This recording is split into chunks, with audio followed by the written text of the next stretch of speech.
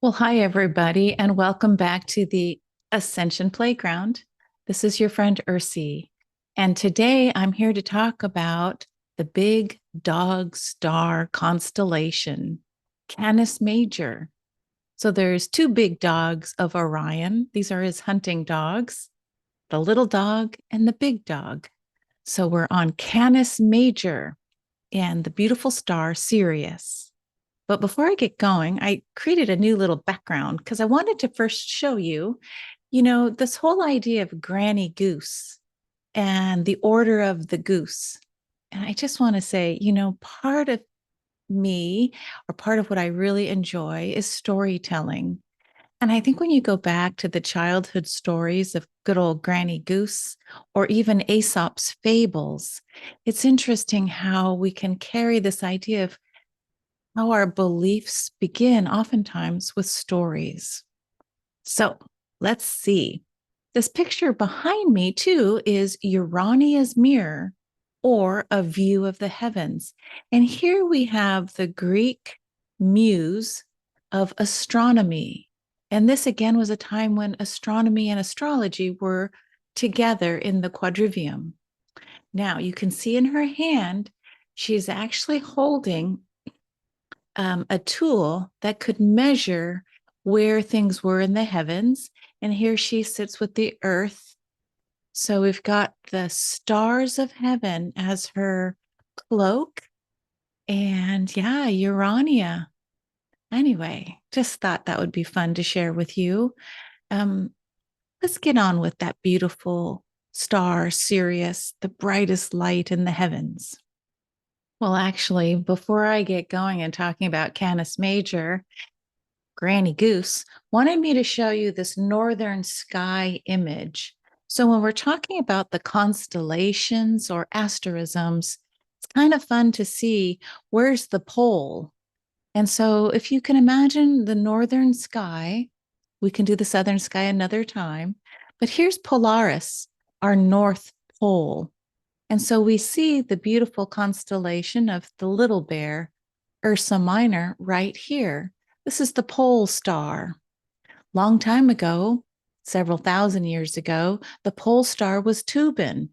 Tubin being more like the tail of Draco, the dragon. And then some say eventually the pole star will go from Polaris over to Lyra, which is here, to Vega. So the pole star, as we do pole shifts, see how the Earth is spinning, its axis is moving. We're in this vortex falling around the sun, and the sun is in a vortex flowing within our Milky Way galaxy. But I just wanted to show you this picture. This is without the imagery, but it's just really the asterisms. So here's the Little Bear constellation.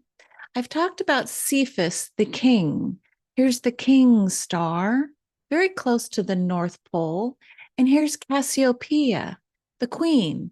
So we have the king and the queen for eternity as archetypal images of the sovereign male and sovereign female, right next to the pole star. Okay. And then we have Perseus, who comes in to save the daughter of the king and queen, the princess Andromeda. And if you've been following on the Ascension Playground, there was a time where I said this beautiful star Alpheratz in Andromeda shares the navel of the winged horse Pegasus. So here's Pegasus, right? Called the Great Square, the saddle. And here's Alpheratz in Andromeda. So see how we're starting to look like where in the heavens are we talking about? Here's Boots down here with beautiful Arcturus and Izar in the constellation of Boots. Look how big Ursa Major is. This is the big bear and this is the little bear, right? Here's Hercules. Here's Gemini. Here's Virgo and Leo, Cancer, Orion. So here's the hunter. And the hunter, if we turn this a little bit more, has two dogs that chase after the rabbit, Lepus. Okay, there's a star named Nihal in Lepus that oftentimes we talk about. But I wanted to show you again from the pole perspective of the northern sky. And then on this graphic, you can see like this word says September. This says June. So our seasonal, that the seasons come and go. So there's oftentimes different stars at night. Here's the December sky where we do see Orion in the north. Okay, well, the print is getting probably a little too small for my eyeballs, but Granny Goose wanted me to, or I should say, Cosmic Granny Goose wanted me to show you this graphic just to place like, where are we at? Because we're learning about constellations, but who's where? Here you can see Pisces, the two fish, Cetus, the whale or the monster, Aries. Let's see. Oh, here's a dolphin over here, Dolphinius. All right. Oh, and some of you know the word Ophiuchus, said to be at times the 13th zodiacal sign. That's under debate. So here we are. Here's Ophiuchus. Here's Scorpio. Anyway, isn't that cool? Look how Virgo is just so huge, just like the big Ursa Major. So Ursa Major and Virgo next to each other. Yeah, just love looking at the stars. All right, so without further ado, let's get into Canis Major. So, as many of you may already know, the star Sirius A is the brightest star in all of our heavens. It's the star in the dark night that continues to grow so brightly. And according to astrologer Bernadette Brady, she looks back at the Egyptians and they called it the fire of immortality. Here's where it gets a little bit strange. You remember how I said like Deneb Adige in the star or the star constellation of Cygnus, the swan, had a reference to Isis. Well, same thing's happening here. Sirius has and carries the story of Isis as well in some cultures. Some say it's a combination of Osiris, Isis, and Horus. In fact, if you scramble the words around or the letters around in Sirius, it does look a little bit like Osiris if you add an O. Anyway, I did place a little red circle around another star called Mirzam or Sirius B. So the brightest star, Sirius A, the fire of immortality, is astrologically at the position of 14 degrees Cancer, 26 minutes. So its magnitude is 1.47. And so how you read stars' brightness by magnitude from our vantage point on Earth is the lower the number, the brighter the star. So there we are, fire of immortality. And then when you look galactically, working with Julia Balaz's metaphors, she said if you're a Sirius starseed, that would be Sirius A, a lot of times you might be an animal or humanitarian activist, a call for, supporting animals and the less, humans or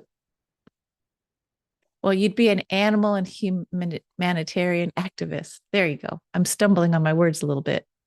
Other qualities, she says, that might show up according to her research is that oftentimes Sirius A is very focused. They're calm and adjusted. So it reminds me of, Spock on Star Trek, like the Vulcans, super smart, but can you tune into your emotional intelligence a little bit, please? So intuitive and creative. They do have emotions. It's perhaps they lead perhaps with this idea of wisdom. All right. So she's also seen physical healing and physical trauma. So learning how to work with those qualities in a lifetime. This is, again, looking through different lenses of the star stories.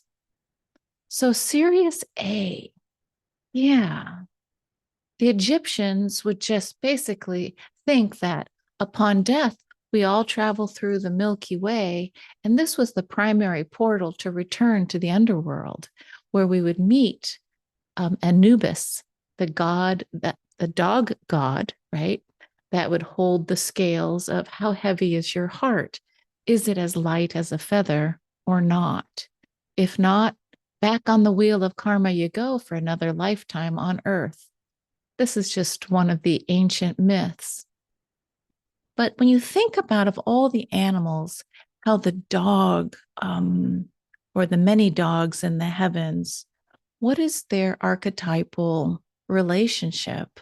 So again, if you have Sirius A, this is the associated in the ancients dogs with the underworld. You know, like that three-headed dog that guards a treasure or guards the entrance into Hades. So dogs are equivalent to working with the night. And so when we think of the night, we go, ooh, scary. But in the ancient of days, it was just more like there's the day and the night. There's being alive and there's passing into the other realms. It was held perhaps a little bit more imbalanced or a different way of seeing death.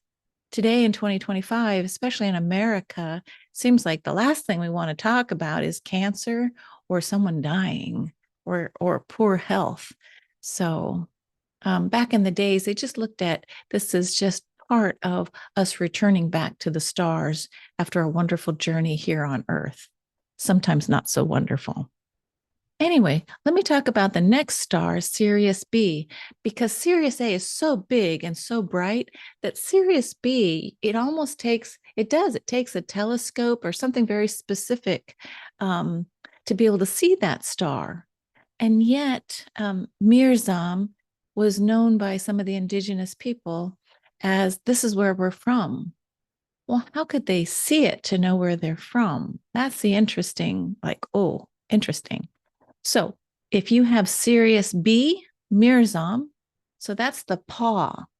It looks like it's the left paw of the big dog.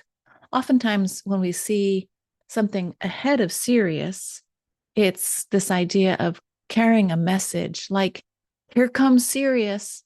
It was that important for the Egyptians to know when Sirius would rise from the underworld.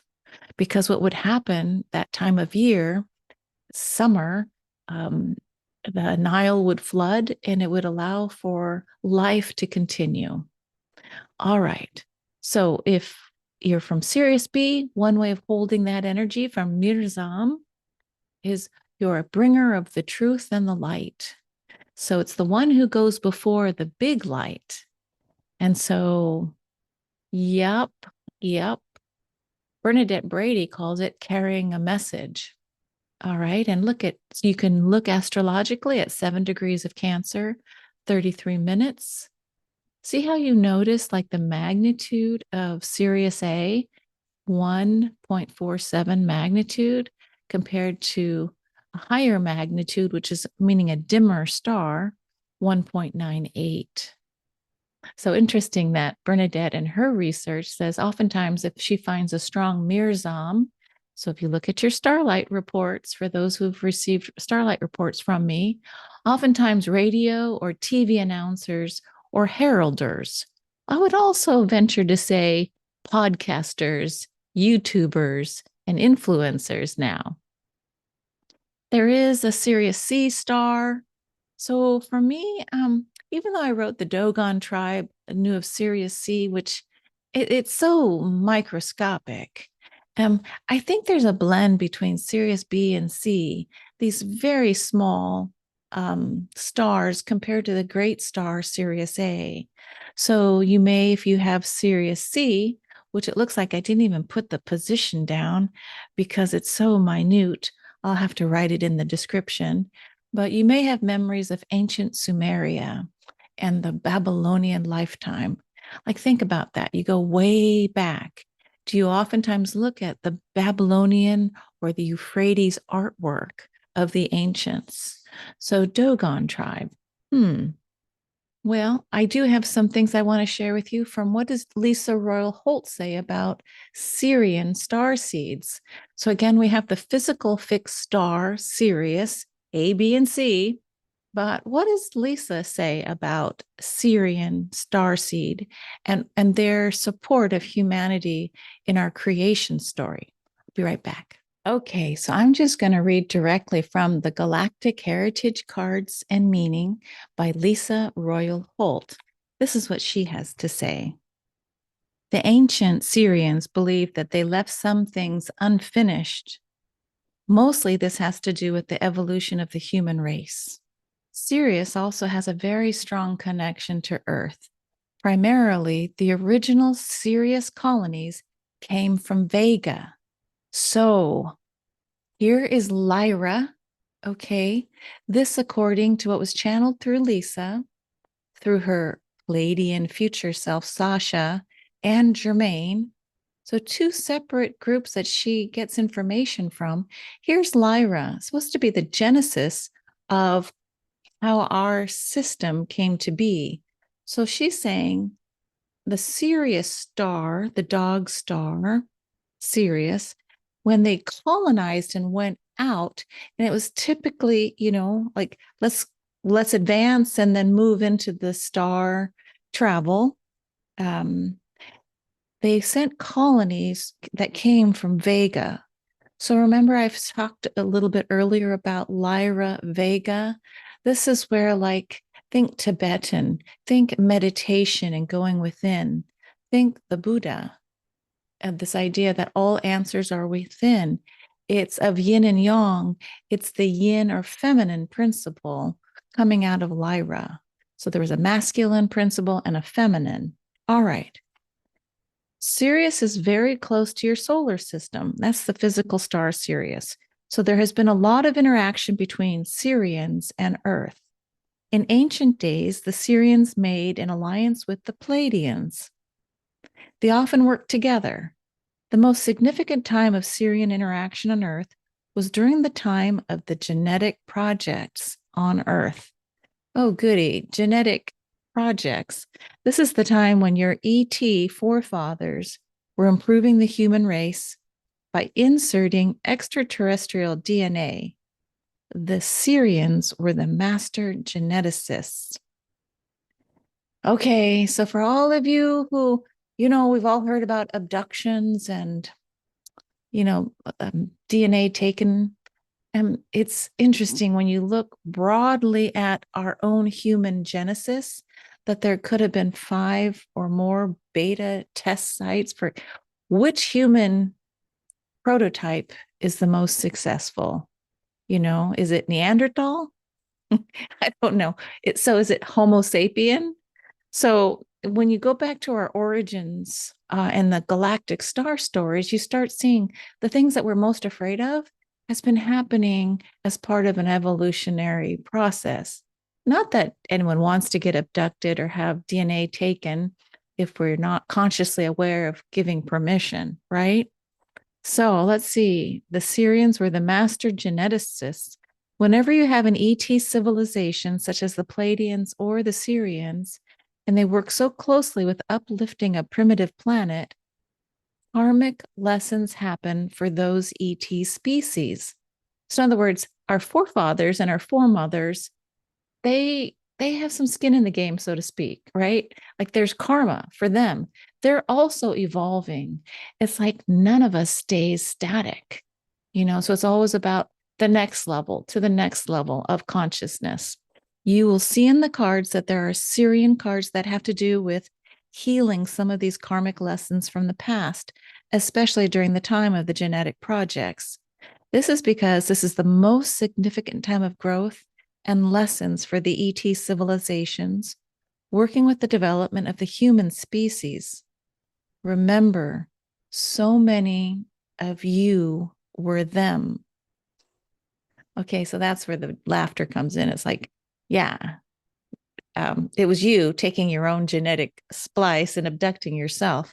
and I don't mean to make light of it, but you start seeing that when you go forward or backwards in time, or you move into quantum, which is all time, you find out that it's you harvesting yourself for the advancement and so that the species doesn't die out. You still carry their lessons within you now. So when they say that, you carry your lessons within you now.